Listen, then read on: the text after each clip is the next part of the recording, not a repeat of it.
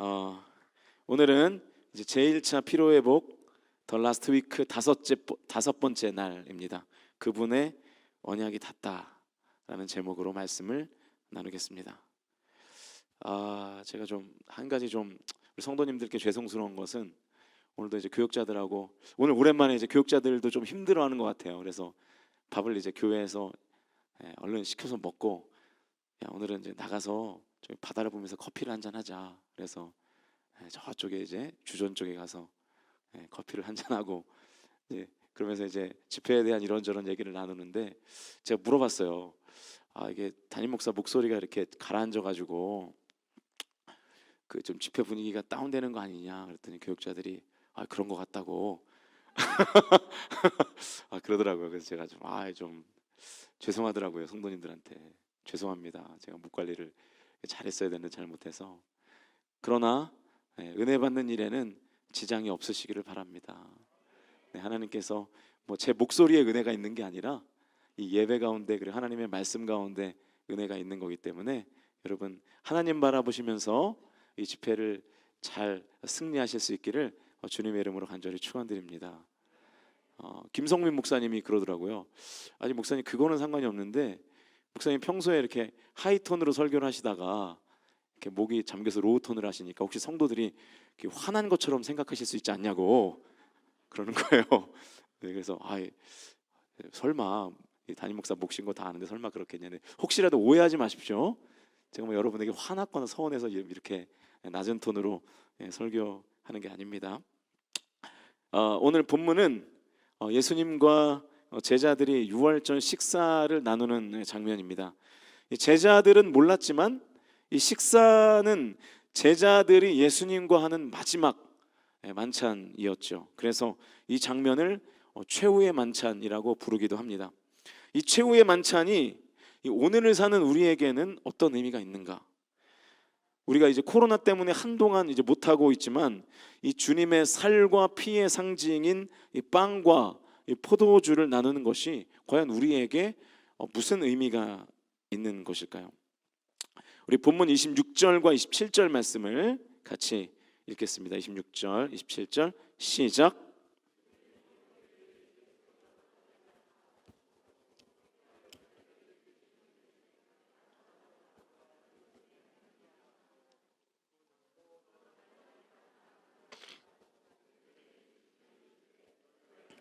이것을 마시라. 아멘. 그 원래 유월절 그 식사는 그 관례에 따라서 이 무교병과 쓴 나물을 먹게 되어 있습니다. 왜냐하면 이 출애굽 당시에 그 애굽에서 급히 떠나느라고 이 빵을 만들 때 쓰는 그 누룩, 이스트라 그러죠. 그거를 못 챙겨서 나왔어요. 그래서 누룩이 없는 빵을 먹었죠. 그때를 기념하기 위해서 유월절이 되면 무교병을 먹습니다. 지금도 이스라엘은 유월절이 되면 이 마짜라고 해서 아주 맛없는 우리나라 말하면 아시는지 모르겠는데 참 크래커 아십니까? 약간 그런 맛이 나는 이 마짜라는 과자 비슷한 그 병을 이렇게 먹습니다. 그리고 또 한 가지 먹는 것이 이제 쓴 나물인데요. 이 쓴 나물은 그 이제 맛이 없는 나물이죠. 맛이 없는 나물.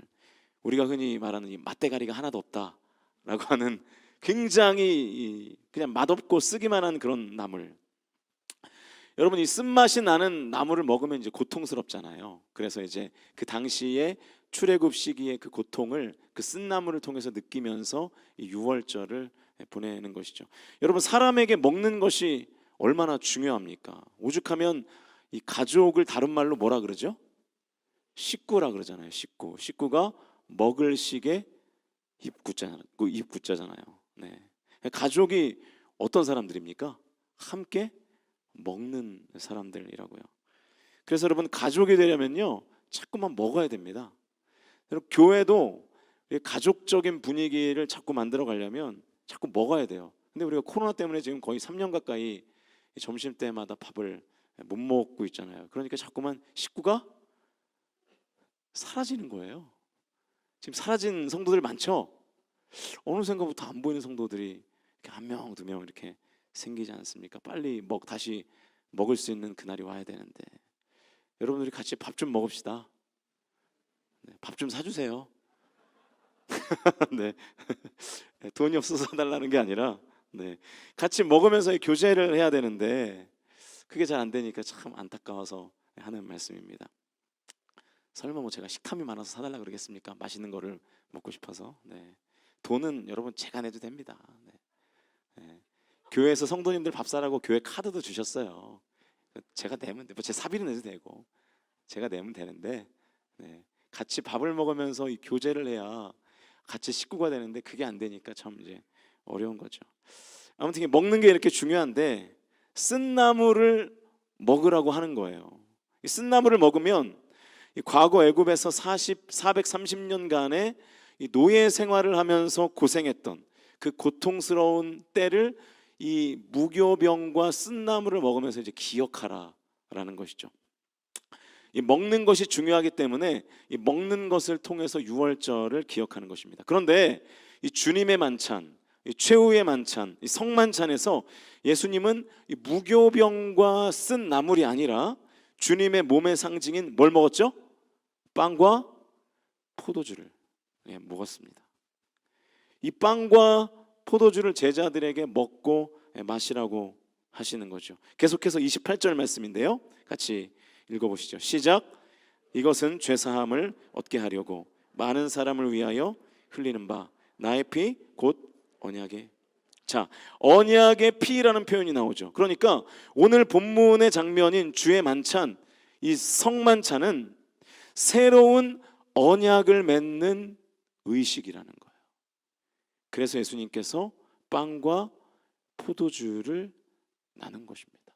새로운 언약, 언약이 갱신되는 거죠. 오늘 본문을 기점으로 유월절 식사의 패러다임이 바뀌는 거예요. 무교병과 쓴나물을 먹는 유월절 식사가 이제는 빵과 포도주를 먹는 성찬으로 바뀌게 된 것입니다. 그래서 오늘 본문의 내용을 성만찬을 제정하신 사건이다 이렇게 말하기도 하는 것이죠. 그러니까 무교병과 쓴 나물을 먹으면서 지키는 옛 언약의 중심 의식인 유월절이 이제는 예수님으로 인해서 빵과 포도주로 바뀌면서 새로운 언약으로 지금 갱신되는 사건이 바로 오늘 본문의 장면이라는 것입니다.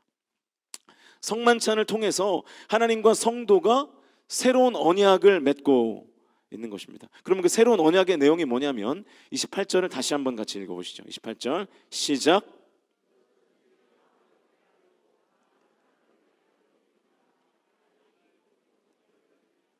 자, 예수님의 살과 피의 상징은, 그러니까 다시 말하면 이 빵과 포도주를 먹게 하시는 그 의미가 뭡니까? 무엇을 위해서요? 죄사함을 받기 위해서. 28절에서 말하는 죄는 많이 들어보셨죠? 이 죄의 정의가 하마르티아라는 단어입니다. 하마르티아, 관역에서 벗어나다라는 뜻이 있어요. 많이 들어보셨을 거예요. 그러므로 죄사함이라는 것은 관역에서 벗어난 나를 다시 관역 안으로 초대하는 사건인 거예요. 하나님이라는 관역 밖에 있었던 내가 죄사함을 받음으로 다시 하나님이라는 관역 안으로 들어오는 것, 그것이 바로 죄사함의 은총인 것이죠. 그래서 죽을 수밖에 없었던 내가 주님의 살과 피로 구원받아 하나님이라는 관역 안으로 내가 다시 들어오는 거예요. 그래서 하나님과 더불어 먹고 마시며 교제하는 것이죠. 저와 여러분이 주님의 살과 피를 먹고 마심으로 죄사함을 받으셔서 하나님이라는 관역 안에 머무실 수 있기를 주님의 이름으로 간절히 축원드립니다. 그래서 이 죽을 수밖에 없는 상태가 아니라 영원한 생명을 누리는 삶이 되실 수 있기를 주님의 이름으로 간절히 축복합니다. 이것이 새로운 언약이라는 거예요. 나의 살과 피를 마시는 자에게 죄사함의 은혜를 주시는 것, 이것이 바로 새로운 언약이라는 것입니다. 그러면 유월절 식사의 중심이었던 옛 언약은 무슨 의미인가요? 이 노예로부터 해방되는 것을 의미하죠. 하나님이 이스라엘 백성들을 애굽의 노예에서 해방시키기 위해서 어린 양의 피를 문설주에 바른 이스라엘 백성들만 이 죽음으로부터 넘어갔잖아요. 그래서 넘을 월자를 써서 유월 되었다. 그러니까 죽음에서 넘겨졌다라는 뜻인 거죠. 죽음으로부터 넘어간 거라고요. 이걸 패스오버라 그러잖아요. 그러니까 유월절 식사의 옛 언약은 환경으로부터의 구원이에요. 애굽이라는 환경, 노예라는 환경으로부터의 구원, 그게 바로 유월절 언약입니다. 애굽이라는 환경으로부터 해방된 거죠. 본문 당시에 유대인들이 원했던 것도 사실은 이 환경으로부터의 구원이었죠. 로마의 압제로부터의 해방을 소망한 거 아니겠습니까? 그런데 예수님은 유월절 식사를 주의 만찬으로 바꾸면서 무교병과 쓴나물 때 먹던 유월절은 이제 주님의 살과 피를 먹는 성만찬으로 바뀌면서 새 언약을 맺으시는데, 그 언약은 죄사함을 얻는, 다시 말하면 존재로부터의 구원을 약속하신 사건이에요. 새로운 언약으로 갱신이 된 거예요. 죽을 수밖에 없는 나라는 존재로부터의 구원, 내가 죽지 않게 된 거죠, 죄로 인해서. 그래서 여러분, 옛 언약을 붙들고 사는가, 새 언약을 붙들고 사는가가 굉장히 중요한 것입니다. 교회를 수십 년을 다니면서도 여전히 이 환경으로부터의 구원에 머물러 있는 성도들이 많은 것이죠. 그러니까 이런 성도들은 맨날 일희일비하는 거예요. 이 환경과만 관계를 맺고 내가 환경으로부터만 구원받기를 원하기 때문에, 환경이 조금 좋아지면 할렐루야, 하나님은 살아계십니다, 은혜 기사로 하다가 환경이 안 좋아지면 놀렐루야, 하나님 돌아가셨습니다, 은혜 기주고 하는 거예요. 누구의 모습입니까? 우리의 모습이죠. 그러니까 이런 성도들은요, 맨날 일희일비하는 거예요. 맨날 일희일비합니다. 맨날 상황에 휘둘리는 거예요. 날씨가 좋으면 좋아서 교회를 못 가요. 날씨가 나쁘면 나빠서 교회를 못 가요. 확진자가 많으면 교회에 확진자가 많이 나와서 교회를 못 가고, 확진자가 없으면 그 적은 확진자가 교회에 있을까 봐 교회를 못 가요. 다른 데는 다 가는데. 여러분, 그런 생각 해보셨습니까? 예수님이 왜 이 땅에 정치적인 메시아로 오시지 않았을까요? 통쾌했을 텐데요. 그러면 그러지 않았겠어요? 뭐 로마의 압제를 그냥 다 때려 부수고 마치 어벤져스처럼 딱 와가지고 그냥 단칼에 그냥 싹 다 베버리고, 그러면 인기도 받고 영광도 받고 환영도 받고 십자가에 안 달리셔도 되잖아요. 근데 왜 그렇게 안 하셨을까요? 정치적인 메시아로 와서 로마의 압제에서 벗어나도록 해도 또 다른 환경이 유대인들을 압제할 것이 뻔하기 때문이에요. 또 다른 권력은 들어설 것이고 또 다른 나라들은 생길 거 아니겠습니까? 환경으로부터의 구원은 근원적인 구원이 되지 못하는 것입니다. 그래서 예수님께서 이제 유월절 식사의 패러다임을 바꾸시고 무교병과 쓴나물 대신에 주님의 살과 피의 상징인 이 빵과 포도주를 먹고 마시게 하는 것을 통해서 이 존재로부터의 구원이라는 새로운 언약을 맺게 하시는 사건이 바로 오늘 본문의 장면인 것입니다. 그러니까 여러분, 저와 여러분이 환경에 지배받는 인생을 탈출하여서 오직 하나님께 지배받는 인생으로 사실 수 있기를 주님의 이름으로 간절히 축원드립니다. 내 존재가 구원받아야 되는 거예요. 오직 하나님의 관역 안에서 자유케 되시는 저와 여러분이 되실 수 있기를 주님의 이름으로 간절히 축원드립니다. 그러므로 우리가 이 환경에 일희일비하는 삶이 아니라 존재가 안정되고 평안한 삶을 누리기 위해서 해야 될 것이 뭡니까? 주님의 살을 받아서 먹는 거예요. 오늘 주님이 말씀하시잖아요. 받아서 먹으라. 받아서 먹으라.